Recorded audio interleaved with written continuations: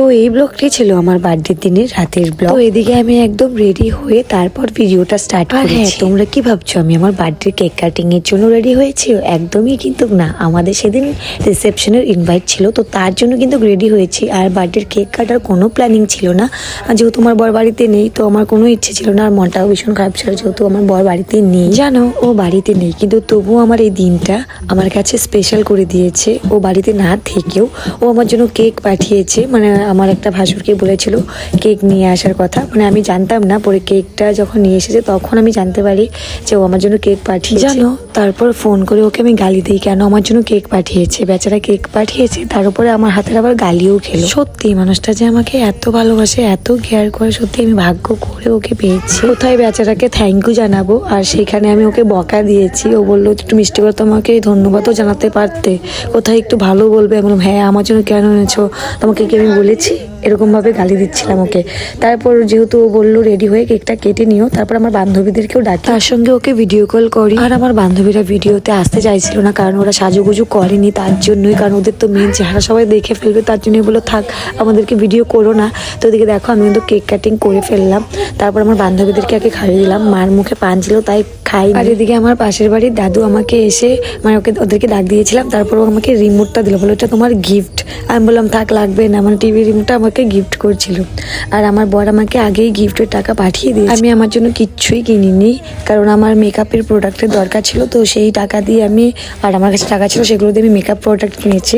তবু নিজের জন্য ড্রেস কিনিনি, তো ওগুলোই আমার বেশি দরকার, তাই ওগুলোই কিনেছি। তারপর কেক কাটিং সবকিছু কমপ্লিট করে এখন আমরা বেরিয়ে পড়লাম। তো এখন আমরা যাবো রিসেপশন পার্টিতে। তারপর এদিকে দেখি টোটো চলে এসেছে আমাদের, তো আমরা টোটো করেই যাব। কাছে, বেশি দূরে না, 5 মিনিট ওরকম লাগে, মানে আমাদের বাড়ি থেকে পেছনে নাউতোয়া বলে সেখানে। তো এত রাতে তো হেঁটে যাওয়া সম্ভব না বাবাইকে নিয়ে, তাই আমরা সবাই টোটো করে যাচ্ছি। আর হ্যাঁ, কে কে যাচ্ছি তোমাদেরকে তো বলাই হলো না। যাচ্ছে হলো আমার শ্বশুর মশাই, আমার শাশুড়ি মা, আর বাবাই আর আমি, আমরা 4 জনই যাচ্ছি। আমরা 4 জনই বাড়িতে, তো 4 জনই যাচ্ছি, শুধু আমার বর নেই, তাই আমার বর যায়নি, আমার বরেরই বন্ধু। তো দেখো আমরা কিন্তু এসে পড়েছি, চলো ভেতরে যাই আর তোমাদেরকেও দেখাবো বউ, সবকিছুই দেখাবো। তো সত্যি ডেকোরেশনটা খুব সুন্দরভাবে করেছিল। তো এই হলো বউ, তো এখানে বউকে বসিয়েছে। তো চলো বউকে যাই আগে গিফটগুলো দিই। ভেবেছিলাম ভিডিওটা আমার বার্থডের পরের দিন ছাড়বো, কিন্তু আমার গলার ভয়েসের জন্য আর ছাড়া হলো না। মানে আমি কথাই বলতে পারছিলাম না, এখনও তো ভয়েস শুনে বুঝতেই পারছো যে আমি কথা বলতে আমার প্রচণ্ড কষ্ট হচ্ছে। তো কি করবো, ভাবলাম যে না, পোস্ট করে ফেলি, এই ভয়েস দিয়েই পোস্ট করে ফেলি। তো এদিকে আমাদের গিফট দেওয়া কমপ্লিট, আর দেখো প্রচুর ভিড়, মানে এখনই লোকজন আসছিল। আর এদিকে দেখো দেখা হয়ে গেলো দেবীর সঙ্গে। তারপর দেবীর সঙ্গে কিছুক্ষণ দাঁড়াই বসি, ভেবেছিলাম একা একা ভালো লাগবে না, যাই হোক একজন সাথী পেয়ে গেছি, কারণ একা ভালো লাগে না। তো ওইখানে আমি কাউকে চিনি না সেভাবে, তো একজন চেনা জানা থাকলে ভালো হয়। তো এদিকে দেখো বাবাই কিন্তু একদম সোয়েটারের ভিতরে হাত ঢুকিয়ে বসে আছে পকেটে। তারপর চলে গেছিলাম ফুচকা কাউন্টারে। তো দেবী বলছিল আসো ফুচকা খাও, তারপর ও আমাকে দিচ্ছিল আর আমি শুধু টপ টপ করে খাচ্ছিলাম। এদিকে দেবী আমাকে হাতে তুলে দিচ্ছে আর আমি টপ টপ করে খাচ্ছিলাম। আর এদিকে একটা ভাস্তিও আমাকে দিচ্ছিল, মানে দুজন মিলে দিচ্ছিল, আমি শুধু খাচ্ছিলাম। তো এদিকে আমাদের ফুচকা খাওয়ার ডান। তো এখন যাব মেন খাবার, মানে খাবো, ভাত খাবো। তো অনেকটা রাত্র হয়ে গেছে, আবার বাড়িতে যেতে হবে, বাবা এদিকে ঘুমিয়ে পড়েছে। তো চলো এখন খাওয়া দাওয়া করে নিই, পরে আবার বাড়িতে যাব, কারণ প্রচণ্ড ঠান্ডা লাগছে। সোয়েটারও আনিনি স্টাইলের জন্য, জানোই তো বিয়ে বাড়িতে গেলে মেয়েদের একটাই অভ্যাস, কোনো গরম লাগে না সাজলে গুজলে। তো এদিকে তো ঠান্ডায় কাঁপছি, তাও আমি সোয়েটার নিয়ে নিই।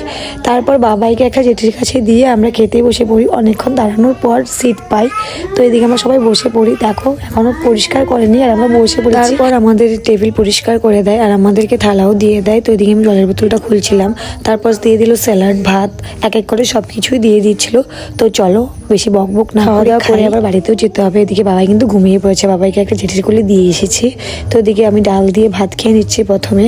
আমি বিয়ে বাড়িতে আগে অনেক কিছু খেতাম না, এখন তবু অনেক কিছুই খাই। তো চলো খাওয়া দাওয়া শেষ করি।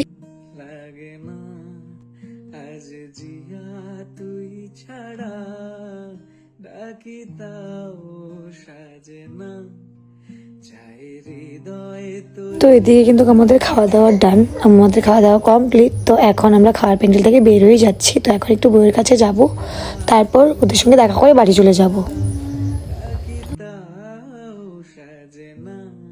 তারপর জেঠির কাছ থেকে বাবাইকে কোলে নেই, বাবাই এখনও ঘুমিয়ে আছে। তো এখন ওদের সঙ্গে দেখা করে আমরা বাড়িতে চলে যাব। তো এখন দেখো অনেকটাই ফাঁকা হয়ে গেছে, এখনও বিয়ের বাড়ির লোক আসেনি। তো তার আগে আমরা কিন্তু খাওয়া দাওয়া করে চলে যাচ্ছি। তো এখন প্রায় 10:30 ওরকম বাজে, এখন বাড়ি যাবো। ওদিকে দেখো আমাদের টোটো এসে পড়েছে, তো টোটোটা ঘোরাচ্ছে। তো চলো এখন টোটোতে যেয়ে বসি। তো দেখি আমরা টোটোতে বসে পড়েছি। তো বিয়ে বাড়ি বাই বাই। তো এখন সোজা বাড়িতে যাব। আর প্রচণ্ড ঠান্ডা লাগছে, কারণ কোনো সোয়েটার টোয়েটার কিছু আনিনি, আর বাবাও ঘুমিয়ে পড়েছে। তো এখন সোজা বাড়িতে যাব।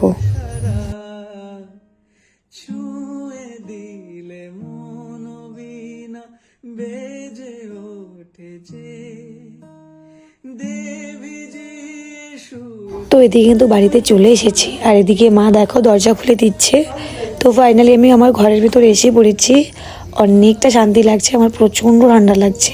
শীতের দিনের বিয়ে বাড়ি খাওয়া মানে এটাই, মানে ঠান্ডা। সোয়েটার তো নিই। তো চলো এখন ফ্রেশ হবো, মানে ড্রেস চেঞ্জ করব, তারপর ঘুমাবো। তো এই ছিল আমার আজকে ছোট্ট একটা ব্লগ, তোমাদের সঙ্গে শেয়ার করলাম। কেমন লেগেছে অবশ্যই কমেন্ট করে জানিও। তো আজকের মতো টাটা বাই, দেখা হবে অন্য কোনো ভিডিওতে।